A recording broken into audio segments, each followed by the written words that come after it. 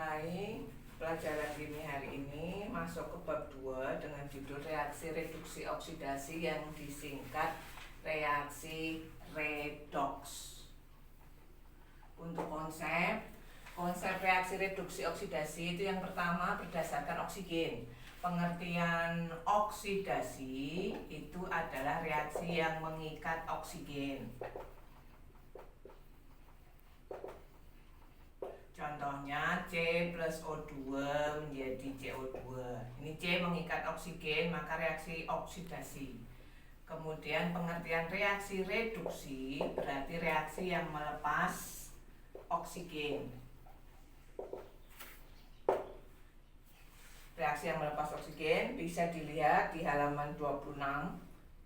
Untuk reaksi yang melepas oksigen misalnya di situ reaksi Cu2O plus C menjadi 2Cu plus CO. Di sini Cu awalnya mengikat oksigen menjadi Cu tidak mengikat oksigen, berarti dia melepas. Karena melepas berarti Cu2O menjadi Cu itu reduksi. Sedangkan C itu awalnya tidak punya menjadi punya, berarti dia mengikat, maka C menjadi CO itu oksidasi. Jadi reaksi ini sekaligus ada dua reaksi, yaitu reaksi reduksi dan reaksi oksidasi. Itu konsep pertama. Kemudian konsep kedua itu berdasarkan elektron. Pengertian oksidasi itu adalah reaksi yang melepas elektron. Contohnya misalnya Na melepas elektron menjadi Na+.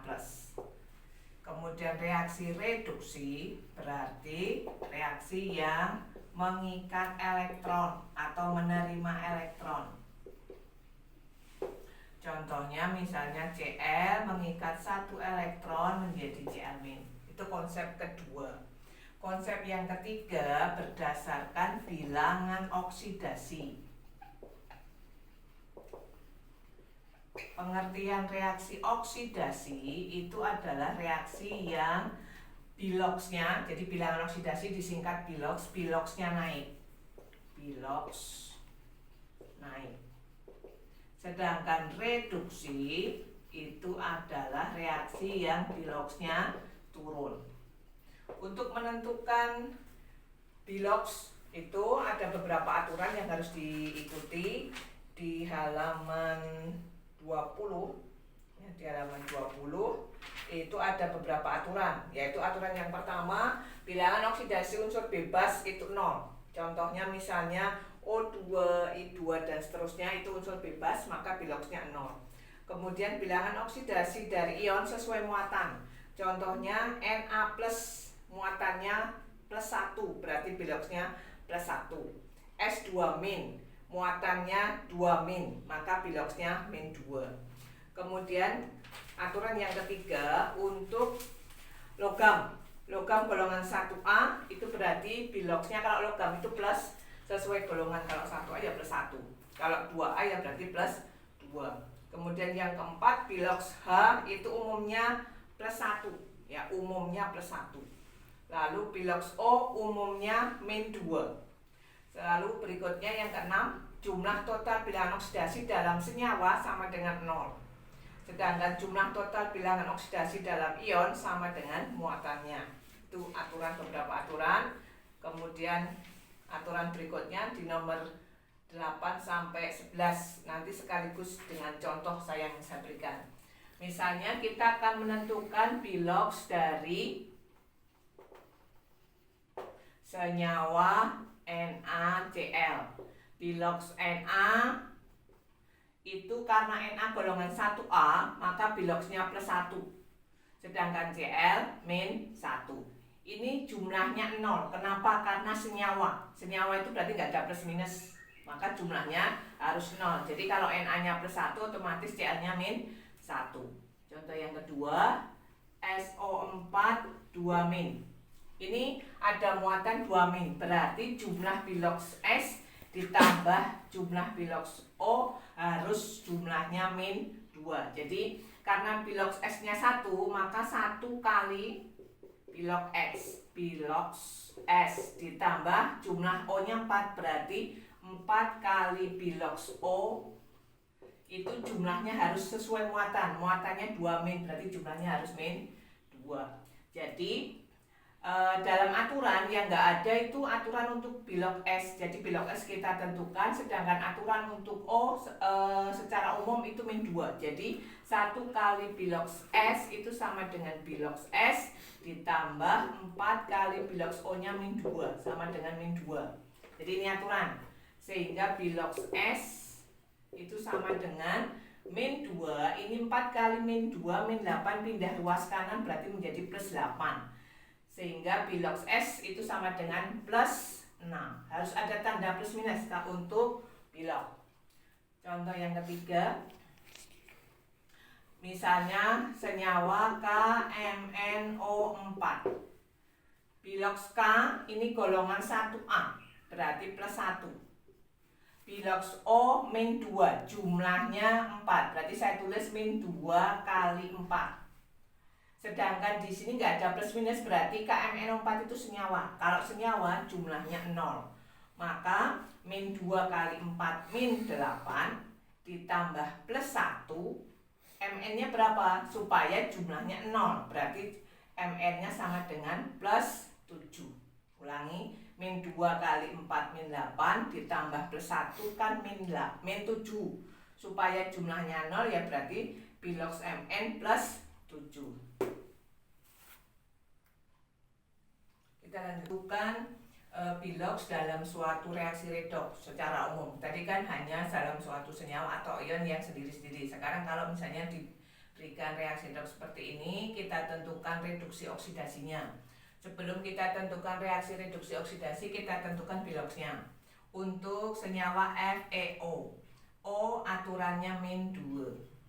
Ini senyawa, berarti jumlahnya 0. Supaya 0 maka Fe-nya plus 2. Lalu dalam senyawa CO, O-nya min 2, berarti C-nya menjadi plus 2 karena jumlahnya harus 0. Sedangkan Fe unsur bebas. Kalau unsur bebas itu piloksnya sesuai aturan sama dengan 0. Sedangkan dalam senyawa CO2, O-nya min 2 kali 2 berarti min 4.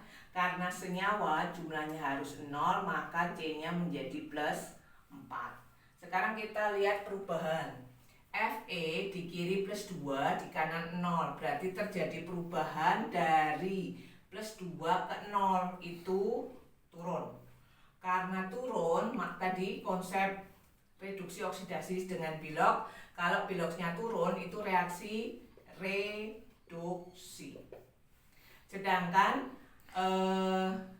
unsur yang berikutnya yang mengalami perubahan piloks itu adalah C, dari plus 2 menjadi plus 4. Ya, di sini dari C perubahannya dari plus 2 ke plus 4 itu naik, maka disebut reaksi oksidasi. Setelah kita tentukan reaksi reduksi oksidasi, maka kita tentukan reduktor. Reduktor itu zat yang mengalami oksidasi. Yang mengalami oksidasi siapa? Yang mengalami oksidasi CO. Berarti reduktornya CO. Lalu kita tentukan oksidator. Oksidator itu apa? Oksidator itu suatu zat yang mengalami reduksi. Yang mengalami reduksi siapa? Yang mengalami reduksi Fe dalam senyawa FeO. Jadi oksidatornya adalah FeO. Lalu kita tentukan hasil oksidasi. Hasil itu sebelah kanan. Ya, jadi reduktor oksidator itu kita cari zat yang berada di sebelah kiri, sedangkan hasil itu kita cari zat yang berada di sebelah kanan. Hasil oksidasi tadi yang mengalami oksidasi C dalam senyawa CO menjadi CO2. Berarti hasil oksidasinya itu adalah CO2. Sedangkan hasil reduksi yang mengalami reduksi FeO menjadi Fe, jadi hasil reduksinya Fe. Ini menentukan reduksi oksidasi dalam suatu reaksi. Jadi kalau ada reaksi reduksi mesti ada reaksi oksidasi karena ini satu rangkaian. Kemudian kita tentukan reduktor oksidator, itu kita cari zat yang berada di sebelah kiri, sedangkan hasil oksidasi dan hasil reduksi kita cari zat yang berada di sebelah kanan. Sekarang kalau saya beri tambahan, kalau misalnya ada senyawa Fe2O3, berapa biloks dari Fe? Ya, berapa biloks dari Fe? Berarti kalau secara konsep awal di sini ada 2 Fe dan 3 O. Berarti kita tulis 2 kali biloks Fe ditambah 3 kali biloks O sama dengan 0 karena senyawa. Ya, biloks O aturan 3 kali min 2 sama dengan 0. Ini 2 kali biloks Fe. Jumlahnya harus 0, berarti 2 kali biloks Fe itu sama dengan 0, 3 kali min 2 min 6, pindah ruas kanan jadi plus 6. Jadi 2 kali biloks Fe sama dengan plus 6, maka biloks Fe itu sama dengan plus 6 bagi 2 sama dengan plus 3. Itu menentukan biloks kalau jumlahnya lebih dari 1.